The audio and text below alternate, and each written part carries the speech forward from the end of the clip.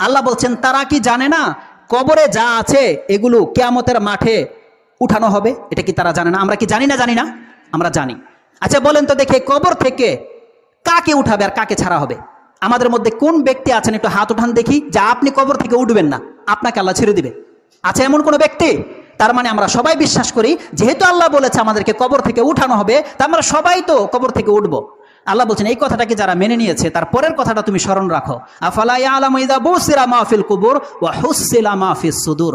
আল্লাহ বলছেন যখন প্রত্যেক ব্যক্তিকে কবর থেকে উঠানো হবে, তাহলে সেই ব্যক্তি জেনে নেক তার অন্তরে সে কি গোপন করে রেখেছে, কাল কিয়ামতের মাঠে আমি আল্লাহ সেটা প্রকাশ করে দেব।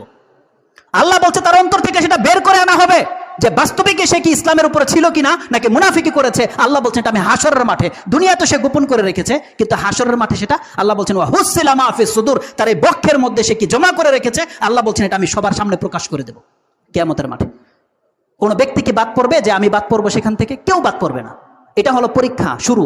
আর আল্লাহ সুবহানাহু ওয়া তাআলা বলছেন আমি প্রত্যেকটা ব্যক্তিকে গণনা করে রেখেছি। তার মানে কি জানেন, আমাদের প্রত্যেকের এই শিরার মধ্যে বারকোড লাগানো আছে। বারকোড বোঝেন কেউ? বারকোড যারা হাইপার মার্কেটের চিনেন বা এইসব প্রোডাক্টের সাথে জড়িত তারা বোঝেন বারকোড কি। এখানে দেওয়া নাই, দেখবেন আপনি যেই কোনো বোতলে, সাবানে, শ্যাম্পুর মধ্যে এরকম লম্বা লম্বা দাগ দেওয়া আছে, 13টা ডিজিজের নাম্বার সেখানে বসা আছে, এটাকে বারকোড বলে। তার মানে যখনই স্ক্যানিং এখানে করা হবে তখন এই প্রোডাক্ট ছাড়া অন্য কোনো প্রোডাক্ট শো করবে না, মানে এটাকে বারকোড বলে। এটাকে চুরি করা খুব টাফ। এই জন্য বারকোডের মধ্যে যার নাম্বার বসানো আছে সেই ব্যক্তি সেখানে বেরিয়ে যাবে। আর আল্লাহ সুবহানাহু ওয়া তাআলা বলছেন আমি প্রত্যেকটা ব্যক্তিকে গুনে গুনে রেখেছি এবং প্রত্যেক ব্যক্তিকে একা আমার সামনে দাঁড়াতে হবে কাল কিয়ামতের মাঠে। কোরআন আল্লাহ সুবহানাহু ওয়া তাআলা কত কিভাবে বলেছে এটা আপনি পড়ুন সূরা মারইয়াম।